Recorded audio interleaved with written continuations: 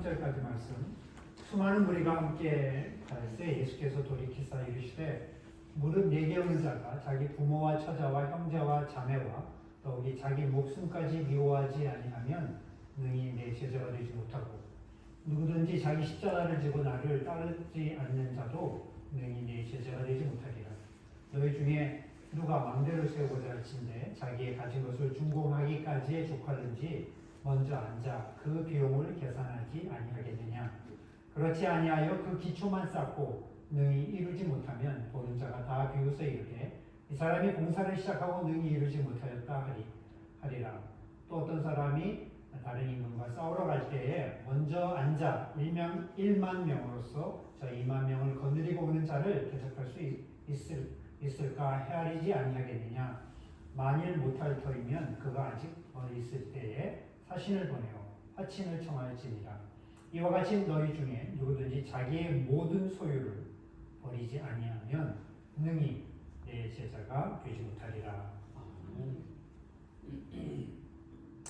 예, 오늘 이 말씀을 가지고 제자의 길이라는 제목으로 하나님 말씀을 나누겠습니다. 먼저 지난 8개월 동안 제자훈련에 참여해 주신 우리 성도님들 먼저 그리고 이 과정 무사히 마친 것을 축하드리고 또 감사를 드립니다.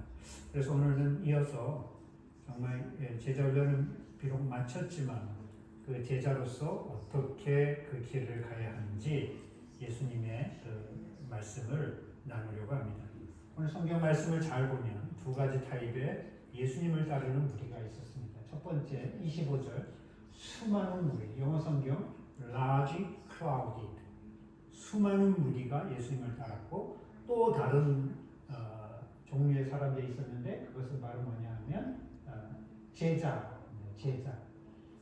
26절에 보면 His own life, disciple. 그러니까 예수님을 따르는데 두 종류의 사람이 있는 거죠. 수많은 무리들이라고 불리우는 사람들이 있고 disciple, 제자라고 불리는 이 두 종류의 사람들이 있었습니다. 여러분, 이 수많은 무리들은 어떤 사람들입니까? 요즘으로 말하면 연예인을 따르는 팬과 같은 사람입니다. 팬. 그래서 I am not a fan이라는 책을 쓰신 어떤 목사님이 있어요. 난 팬이 아니다. 그러니까 그분의 책에 이런 내용이 나옵니다. 당신은 예수를 따르고 있는가? 너무 쉽게 대답하지 마십시오. 어쩌면 당신은 단지 예수를 동경하는 팬일 뿐, 그가 당신의 자유로운 생활을 간섭할 수 있다는 사실을 인정하지 않고 있습니다. 다시 말하지만 당신이 예수 안에 없다면, 예수가 당신의 삶을 간섭하지 않는다면 당신은 예수의 제자가 아닙니다. 당신은 예수의 팬입니다. 여러분, 저도 BTS의 팬입니다. BTS 팬을 아미라고 부르죠. 저도 아미. 근데 제가 아무리 BTS를 팬이지만 BTS를 따르지는 않습니다. 그들이 제 삶에 관여하도록 허락하지를 않습니다. 그러나 제자는 성경이 오늘 다르다고 이야기하고 있습니다. 여러분, 어떤 사람이 제자일까요? 어떤 사람이 제자, 예수님의 말씀에 귀를 기울이시기 바랍니다. 첫 번째, 어떤 사람이 제자하면 제자의 첫 번째 그 모습은 내가 예수님을 가장 사랑하는가, 예수님보다 더 사랑하는 것이 없는 사람이 제자다. 예수님은 말씀하십니다. 오늘 말씀 26절에 보니까 무릇 내게 오는 자가 자기 부모와 처자와 형제와 자매 및 자기 목숨까지 미워하지 아니하면 능히 나의 제자가 되지 못한다. 예수님께서 예수님을 사랑하는 것과 자기 가족을 사랑하는 것, 심지어 자기 목숨까지 사랑하는 것을 이렇게 비교하면서 말씀하십니다. 사실 이 말씀은 평소에 예수님의 말씀하고 충돌이 됩니다. 왜냐하면 요한일서 4장 20절 보면 누구든지 하나님을 사랑하노라 하고 그 형제를 미워하면 이는 거짓말하는 자다. 그러니까 형제를 사랑해라 이렇게 얘기하고 있고요. 또 마태복음 5장 22절에서도 형제에게 대하여 노하는 자, 화를 내는 자는 심판을 받게 된다. 형제를 너희가 사랑해야 된다. 마태복음 15장 4절에서도 하나님이 이르시되 내 부모를 공경하라. 또 아비나 어미를 회방하는 자는 반드시 죽으리라. 부모 공경을 얘기하고 역시 십계명에서도 말씀하고 있죠. 그러니까 하나님이 예수님께서 한편에서는 부모를 공경하고 형제를 사랑하라고 했는데 이 구절에서 제자의 길에 대해서 가르치실 때는 뭐라고 얘기하냐면은 하나님 이 가족보다도 나를 사랑하지 않는 자는 제자에 합당하지가 않다라고 얘기하고 있습니다. 심지어 이 구절에서는 누구든지 하나님을 이 구절에서 예수님을 가장 사랑하는 것, 심지어는 형제를 미워해야 된다, 가족을 미워해야 된다는 말을 하고 있습니다. 그러나 여러분 우리가 이 미워하다는 단어를 잘 살펴보면 그것은 덜 사랑한다는 뜻입니다.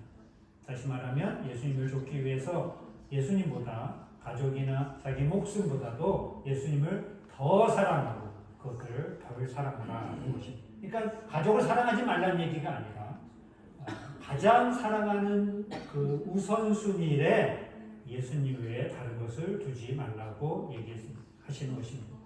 제가 여러 번 말씀드렸죠. 우상이라는 것은 사랑의 순서가 바뀌는 것이 우상입니다. 사랑의 순서가 바뀌는 것이 우상. 하나님을 제일 사랑하고 이웃을 사랑하고 내 몸을 사랑하고 하는 이 하나님의 사랑이 첫 번째 자리에 있지 않는 것, 그 자리에 다른 것이 들어가는 순간 그것이 우상이 되고 그 우상이 우리를 반드시 배반하고 우리를 망치고 우리를 망가뜨린다 이렇게 얘기했습니다. 여러분 오늘 우리가 잘 아는 대로 하나님은 아브라함에게 말년에 얻은 독자 이삭을 바치라고 했습니다. 왜 그런 큰 어려움 그리고 받아들이기 힘든 명령을 하신 것일까요? 이런 잔인해 보이기까지 한 명령은 왜 그러냐면 하나님인 아브라함에 대한 사랑 때문입니다. 아브라함에게 그 자녀가 우상이 되었기 때문에 그리고 그 우상이 결국 아브라함의 신앙을 무너뜨리고 그 가정을 무너뜨리고 하나님이 예비된 그 약속을 받을 수 없는 자리에 이를 것을 아셨기 때문에 그 아들 이삭을 바치라고 하는 것입니다. 다시 말해서 그 삶의 우선순위를 바꿔라 한 그 마음에 사랑하는 것들을 바꿔라, 사랑의 우선순위를 바꾸라는 말씀입니다. 여러분 오늘 여러분 삶에 있어서 여러분이 가장 사랑하는 것이 무엇인지 한번 솔직하게 정직하게 스스로 물어보십시오. 내 마음에 가장 우선된 자리에 나는 뭐가 있는가? 이 자리에 예수님이 있는 것, 그것이 바로 제자의 길을 가는 첫 번째 모습입니다. 두 번째 예수님께서 제자도에 대해서 얘기하시면 제자의 길에 얘기하시면서 말씀하시는 뭐냐면 27절에 보면 27절 같이 읽어보겠습니다. 누구든지 verse 27 read together. 시작. 누구든지 자기 십자가를 지고 나를 좇지 않는 자도 능히 나의 제자가 되지 못하리라. 두 번째는 뭐냐면 자기 십자가를 지고 나를 예수님을 따르라 하는 것입니다.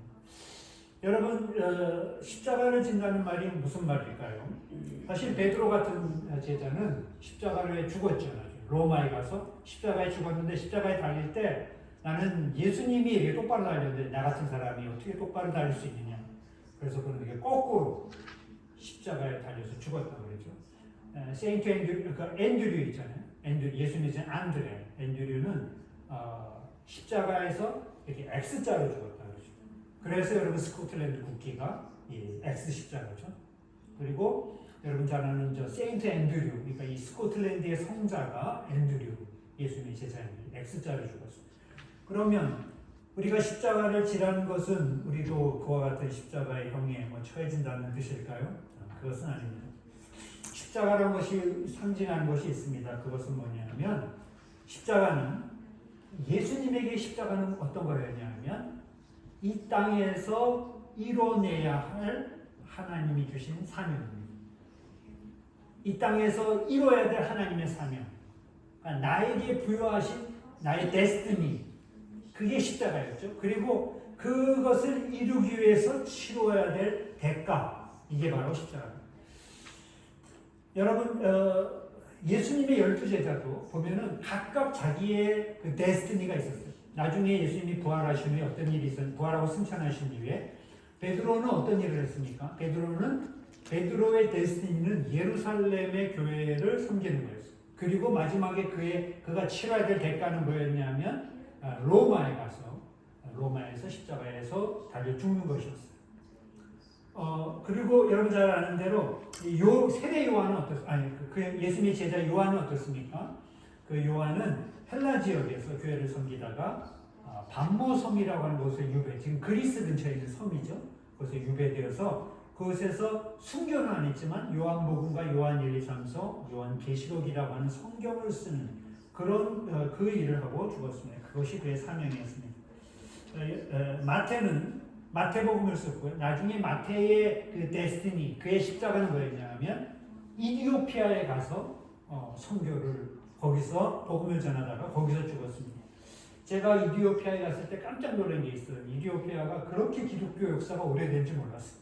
근데 그 중에 하나가 이 솔로몬 여왕이나 혹은 이 마태 그리고 나중에 이제 신약 사도행전에 나오는 그런 집사들의 그런 순종 때문에 그렇게 된 것입니다. 그 외에 마가는 베드로를 도와서 사역을 하다가 나중에 알렉산드리아와 리비아까지 가서 그것이 그의 십자가였어요. 거기서 순교했습니다.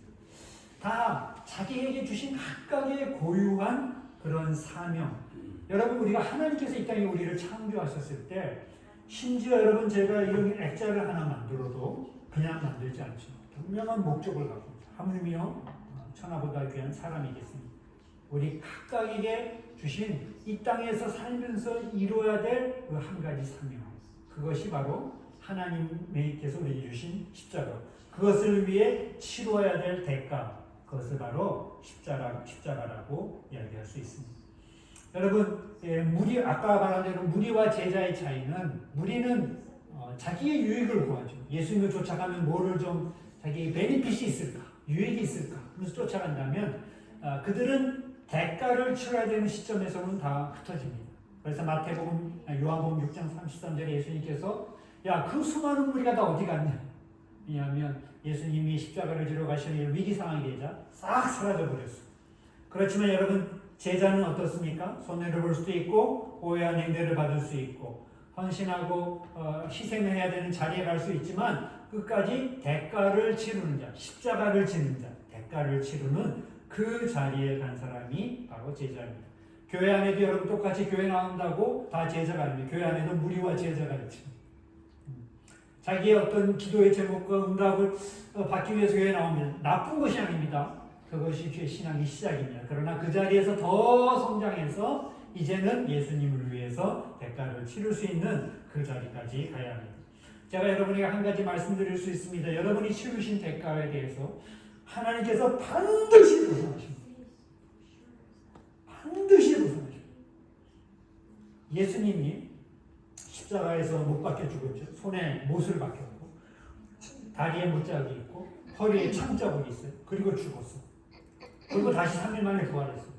그런데 깜짝 놀라고 뭐냐면 부활하신 예수님의 몸은 똑같은 육신이야. 만질 수도 있고 뭐 음식도 드셔. 그런데 다른 거는 막 시공간을 초월하고 벽을 통과하고 막 그래요. 그런데 그렇게 새로운 몸을 입었는데 정말 놀라운 사실이 뭔지 아십니까?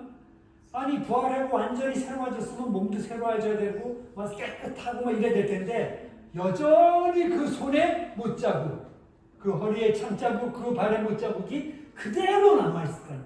십자가를 지는 그 사명을 위해서 치르신 대가가 부활 이후에 그대로 남아있어요.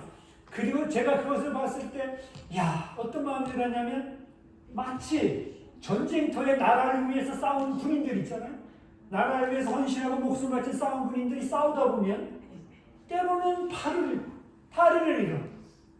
그리고 부상의 몸으로 돌아와. 그런데 나중에 종전이 되면 그 사람들이 그 종전의 그때에 그 흔적으로 인해서 사람들에게 영웅과 그리고 훈장을 받게 돼요. 영국에서 그런 일이 있었다고 그랬죠. 2차 대전 승전 기념일 때 승전 기념 퍼레이드가 있었어요. 그러니까 국무총리나 여왕, 지금은 이제 왕이지만 왕이 앉은 그런 자리에 수많은 런던 시내에 이제 승전 퍼레이드가 있어요. 사람들이 와서 박수 쳤어요. 모든 부대가 다 지나갈 사람들이 환호하고 박수 쳤어요. 근데 마지막 부대가 지나갈 때 모든 사람들이 그 자리에서 일어나서 심지어 왕도 수상도 일어나서 큰 박수를 보냈다. 그 마지막 부대가 어떤 부대입니까? 상위군입니다. 휠체어를 타고 목발을 짚고 쩔룩거리고 휠체어를 타는 그 군인들 앞에서 진정한 그런 존경과 사랑의 감사의 표시로 보낸 거예요. 예수 그리스도를 위해서 당신이 갖고 있는 흔적이 있느냐? 주님의 우리가 하나님 앞에 섰을 때 네가 이 땅에서 나를 위해서 보낸 흔적이 있느냐? 네가 네 십자가를 지느라고 갖고 있는 너의 몸에 상자국, 상자국이 있느냐? 하나님이 우리 물론 다 사랑하시지만 저는 정말 그런 좀 영광의 자리에 가기를 기도하고 또 여러분도 그런 자리에 설 수 있기를 간절히 바랍니다. 제가 이 설교를 주면서 내 몸의 흔적이 찾아봤어요. 보이기 좀 그렇지만 이 왼발 여기 앞에 보면 제가 좀 흔적이 있어요. 이게 무슨 흔적이냐면 그 이디오피아 선교 정탐훈련에 깊게 들어갑니다. 그 이제 로컬 사람들이 사는 아주 이디오피아 사람들이 사는 아주 그 싼 여인숙 같은 숙소에서 잤거든요. 근데 그 다음 자고 나서 너무너무 근지러워요. 저는 이 몸이 근지러워서 잠을 깨본 적이 없는 사람이에요. 너무너무 긁다가. 근데 그게 신기한 게 긁으면 긁을수록 점점 커지는 거예요. 그래갖고 얼마나 긁었는지 나중에 이제 보니까 그 자국이 이렇게 남아있어요. 그 딱지들이 앉아갖고 그 자국이 남아있더라고요. 부끄럽지만 그게 조그만 흔적이 아닐까. 근데 아까 우리 권사님, 리디아 권사님 간증할 때 어떤 영국 분이 온 손에 봉사하다가 이 관절이 다 이렇게 상합니다. 저는 그런 일을 배우면 가슴이 뭉클해요. 왜 그러냐면 그분의 수고도 그렇지만 하나님 나라에서 그들이 받을 훈장이, 사랑하는 성도 여러분, 자기 십자가를 지고 나를 따르라. 십자가를 지려면 희생, 고난, 헌신이 반드시 필요합니다. 쉬운 길이 아닙니다. 그러나 하나님께서 그것을 반드시 보상해 주시고 공평하신 하나님이기 때문에 상 주신 것을 여러분 믿을 수 있기를 바랍니다. 마지막으로 세 번째는 예수님을 가장 가치 있게 여기는 것. 33절에 이와 같이 너희 중에 누구든지 자기 모든 소유를 버리지 아니하면 능히 내 제자가 되지 못하리라. 내 소유를 버려라. 얼마나 큰 도전입니까? 여러분 이게 가능합니까? 사실 가능해요. 내가 갖고 있는 소유. 사실 현대에 있어서 가장 큰 우상은 저는 이 물질 혹은 재물 혹은 돈 같은 소유라고 생각합니다. 자본주의 시대 때 이것처럼 예수님과 경쟁하는 대상은 가장 큰 우상 중에 하나죠. 그런데 이것이 성경에 보면 가능한 그 경우가 여러 번 나옵니다. 예를 들면 삭개오 같은 사람 있잖아요. 삭개오, 텍스 콜렉터, 세금 걷는 사람들한테 굉장히 욕을 먹었던 사람이죠. 그런데 삭개오는 예수님을 만난 후에 어떻게 합니까? 자신의 모든 소유를 다 나눕니다. 자기가 부당하게 거뒀던 것들을 4배로 다시 보상하고 또 사람들에게 그 물질을 나눠줍니다. 또 여러분 우리가 잘 아는 대로 막달라 마리아 같은 그 성경의 여인이죠. 원래 몸을 팔아서 살던 그런 여인이죠. 그런데 예수님을 만났어요. 너무 감사해요. 그래가지고 어느 날 예수님이 이렇게 앉아 계신데 그 자리에 가서 1년치 연봉에 해당하는 그 비싼 기름을 예수님의 몸에 붓고 자기의 머리털로 예수님의 그 발을 닦죠. 그러니까 주변에 있는 제자들이 막 흥분을 해가지고 어떻게 그렇게 큰 낭비를 하느냐. 저거를 하면 가난한 사람을 도울 수 있을 텐데. 그때 예수님께서 제자들을 나무라시고 저 여인이 하는 것을 내가 저 여인을 기념하라. 어디에 가든지 저 여인이 한 행위를 기념하라고 말씀하십니다. 어떻게 그 가난한 여인이 1년치 연봉에 해당되는 것을 예수님한테 다 쏟아부을 수 있을까요? 또 초대교회 교인들은 어떻게 자기의 재산을 팔아서 교회 앞에 교회에 헌금하며 그것으로 어려운 이웃들을 돕도록 할까요? 어떻게 자기의 소유를 팔아서 모든 소유를 버리고 예수님을 좇을 수 있을까? 그것은 한 가지 이유 때문에 가치를 알아보면 됩니다. 가치. 여러분 가치를 따져보고 가치를 알아보면 그것을 선택하는 것이 가능합니다. 예를 들면 그냥 우리 눈에는 평범해 보이는 도자기가 그 가치를 알아보는 사람이면 그거 예를 들면 고려 청자다. 그러면 몇 천만 원, 몇 억을 줘도 그걸 사줘. 그런데 가치를 알아보지 못하면 아무 관심이 없습니다. 여러분 어린아이에게 이쪽에는 500원짜리 초콜릿이고 이쪽에는 1000만 원짜리 수표야. 그리고 5살짜리 애한테 자 뭐 가질래? 그럼 애들은 뭐 가져요? 예, 요즘 애들은 영악해서 수표를 집을지 모르지만 그러나 보통 애들은 뭘 집어요? 초콜릿을 집죠. 왜냐하면 가치를 못 알아보는. 도자기를 봐도 가치를 못 알아보는 사람은 그냥 요강 취급을 하는 것이죠.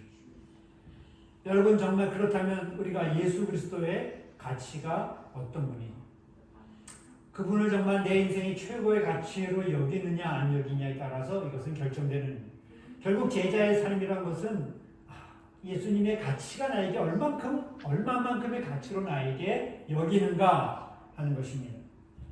소유를 포기할 수 있는 것은 그분이 나에겐 얼마만큼의 가치 있는가에 달려 있습니다. 그분이 세상의 어떤 왕의 왕이고 세상 모두 우주 만물의 창조주이심을 진심으로 믿고 그분이 나를 사랑하시고 나를 위해서 죽으셨다는 것을 알기 시작한다면 그 가치를 알아본다면 우리가 이 예수님을 택할 수 있습니다.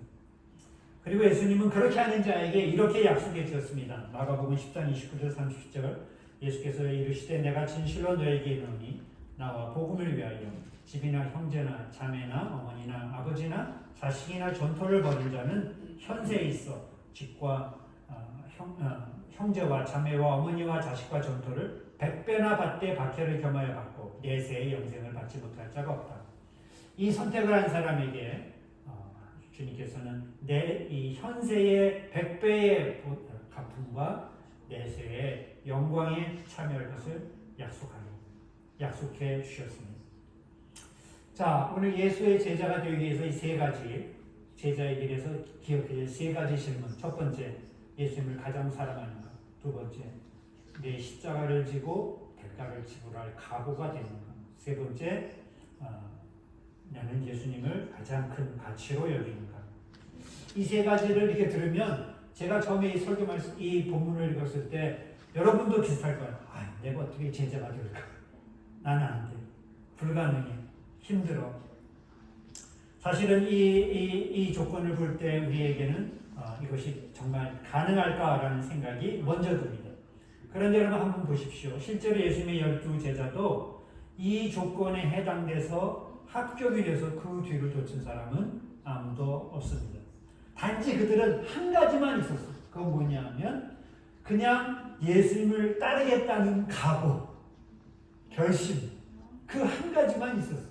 그러고 나서 나중에 다 서로 싸우고 누가 자리가 높냐 낮으냐 명예와 욕심 때문에 싸우고 목숨이 무서워서 다 도망가고 배신하고 이렇게 됐어요. 그러나 그들에게 이 시작은 그 각오가 있었어요. 그래서 여러분 신앙의 생활에 있어서 이 제자의 조건에 있어서 가장 첫 발자국은 뭐냐 하면 내가 예수님을 따라가야 되겠다는 결심과 각오, 그것으로 충분합니다. 그 다음에 어떻게 되냐면 바로 예수님이 말한 이것은 입학 자격이 아니라 졸업 자격이다 하는 것을 이해해야 됩니다. 여러분 무슨 말씀입니까? 이것은 출발하는 자격, 출발선에 있는 자격이 아니라 도달하는 목표입니다. 도달하는 목표. 아까 얘기한 대로 예수님의 제자들 봐도 그렇습니다. 아무도 이 자격을 만족시키는 자, 처음에는 아무도 없었으나 나중에 이 자격에 모자른 자도 없었습니다.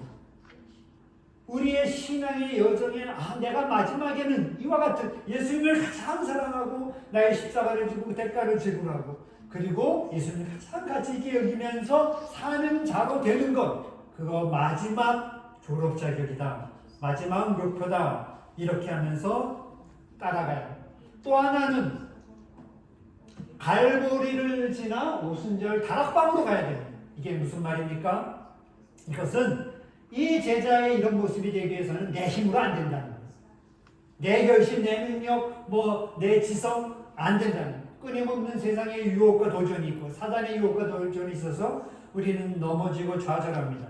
예수님의 제자들도 아까 말한 대로 다 그랬습니다. 그러나 그들이 변한 것이 있습니다. 오순절 마가다락방에서 그들이 성령의 임재와 충만을 받았을 때 그때부터 그들의 삶은 완전히 달라졌습니다. 여러분, 우리 신앙생활을 할 때 갈보리 십자가에서 주님이 주신 은혜로 감사해야 되지만 그것을 지나서 다락방, 오순절 다락방의 성령이 충만함을 받아야 됩니다.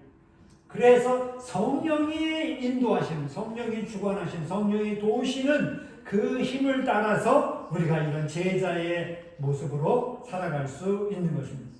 저 역시 여러분 때로 넘어지고 지치고 때로는 두렵고 도망가고 포기하고 싶고 수많은 도전이 있고 지금도 역시 그렇습니다. 그러나 제가 한 가지 믿는 것은 제 안에 성령이 계시고 우리가 늘 구하고 기도하고 우리의 연약함을 고백하고 우리의 부족을 고백하고 그럴 때마다 성령은 우리를 또 새롭게 그렇게 우리를 변화시켜 주시고 새 힘을 공급해 주십니다. 첫 걸음을 내딛는 것은 우리의 몫이고 그리고 그 예수님만 계속 붙잡고 있으면 그것을 이끌어 가시는 것은 주님의 목이심을 여러분 믿으시기를 바랍니다. 주님은 좋은 스승이었는데 한 번 그냥 3년 동안 가르치고 끝나는 스승이 아니었어요. 참 놀랍죠. 우리 학교 졸업하면 스승이 끝나는데 이 예수님은 얼마나 좋은 스승이시냐면 성령으로 그들 제자의 평생에 동행하시면서 그들을 가르쳐 주셨어요. 그런 좋은 스승이 오늘 저와 여러분 오늘 수료하는 모든 분들에게 있음을 여러분 믿으시길 바랍니다. 그래서 어느 순간 어느 때 넘어지고 부족해도 늘 우리를 붙잡아 주시는 그 주님을 의지해서